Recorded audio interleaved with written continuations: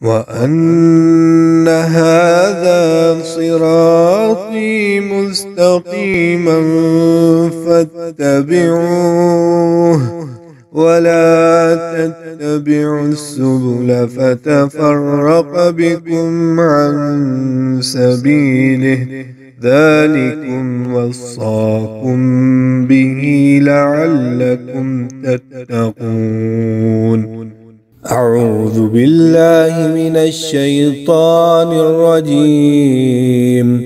بسم الله الرحمن الرحيم. الحمد للہ رب العالمین والصلاة والسلام علی سید المرسلین، اما بعد۔ کسی بھائی نے یہ سوال کیا ہے کہ جناب ابوبکر رضی اللہ تعالیٰ عنہ نے جناب فاطمہ کو نبی علیہ الصلوۃ والسلام کی وراثت کیوں نہ دی؟ فدق کی زمین میں سے جو ان کا حصہ تھا انہیں کیوں نہ دیا؟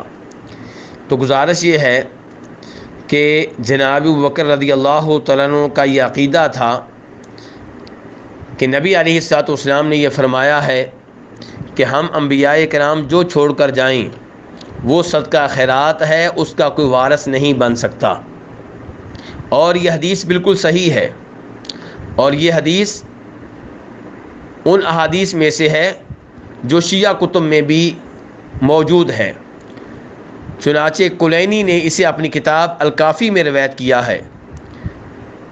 تو یہ وہ حدیث ہے جس پہ سبھی کا اتفاق ہے، اور اس سے صاف صاف معلوم ہو رہا ہے کہ انبیاء کرام علیہ الصلوۃ والسلام جو کچھ چھوڑ کر جائیں وہ وراثت کے طور پہ انبیاء کرام علیہ الصلوۃ والسلام کے رشتہ داروں میں تقسیم نہیں ہوگا، بلکہ وہ صدقہ خیرات ہے۔ اور گزارش یہ ہے کہ اس بات کو جاننے کے لیے کہ جناب صدیق رضی اللہ تعالیٰ عنہ نے اور جناب عمر فاروق نے نبی علیہ الصلوۃ والسلام کی چھوڑی ہوئی زمینیں ان کے وارثوں میں تقسیم کیوں نہ کیں، ایک حدیث کا مطالعہ بہت مفید ہوگا۔ اس حدیث کو امام بخاری نے، امام مسلم نے اور ابو داؤد نے روایت کیا ہے۔ اس کا مفہوم میں آپ کے سامنے رکھنا چاہوں گا۔ مالک بن اوس رضی اللہ تعالیٰ عنہ بیان کرتے ہیں کہ میں جناب عمر فاروق کے پاس تھا کہ ان کے پاس جناب عثمان آئے، عبد الرحمن بن عوف آئے، زبیر بن عوام آئے، سعد بن ابی وقاص آئے، اور پھر اس کے بعد جناب عباس اور جناب علی آئے رضی اللہ تعالی عنہم۔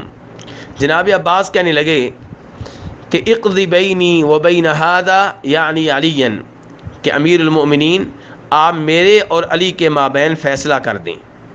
تو یہ صحابہ کرام جو ان سے کچھ ہی دیر پہلے آئے تھے انہوں نے بھی تائید کی اور کہا ہاں امیر المؤمنین آپ ان کے درمیان فیصلہ کر دیں تاکہ ان دونوں کو سکون مل جائے۔ جناب عمر فاروق کہنے لگے ذرا ٹھہر جاؤ۔ پھر انہوں نے ان سب کو مخاطب کر کے کہا کہ میں تم سب کو اس اللہ کی قسم دیتا ہوں جس کے حکم سے آسمان و زمین قائم و دائم ہیں، کیا تمہیں یہ معلوم ہے کہ اللہ کے رسول علیہ الصلوۃ والسلام نے کہا تھا لا نورث ما ترکنا صدقہ، کہ ہم جو چھوڑ کر جائیں وہ صدقہ خیرات ہے، اس کا کوئی بھی وارث نہیں بن سکتا۔ تو ان سب نے تائید کی کہ بالکل ہمیں یہ معلوم ہے کہ نبی علیہ الصلوۃ والسلام نے یہ کہا تھا۔ جناب عمر فاروق کا دوسرا سوال یہ تھا کہ نبی علیہ الصلوۃ والسلام کو جو زمینیں اللہ تعالیٰ نے دی تھیں اور جو آپ کے لیے مخصوص تھیں ان میں سے آپ آمدنی کے طور پہ 1 سال کا حصہ رکھ لیا کرتے تھے، اور ان زمینوں کی آمدنی میں سے آپ اپنے اہل و عیال کے لیے 1 سال کا حصہ رکھ لیا کرتے تھے، اور دیگر مال آپ اللہ تبارک و تعالیٰ کی راہ میں تقسیم کر دیتے تھے۔ ان سب سے جناب عمر فاروق نے پوچھا کیا ایسے ہی ہے؟ ان سب نے تائید کی کہ بالکل ایسے ہے۔ جناب عمر فاروق کہنے لگے پھر جب پیارے حبیب علیہ الصلوۃ والسلام فوت ہو گئے تو جناب ابوبکر نے کہا کہ میں آپ کا خلیفہ ہوں، اور عباس آپ اور یہ علی تم دونوں آئے تھے ابو بکر کے پاس رضی اللہ تعالی عنہ، اور تم دونوں اپنی اپنی وراثت مانگ رہے تھے۔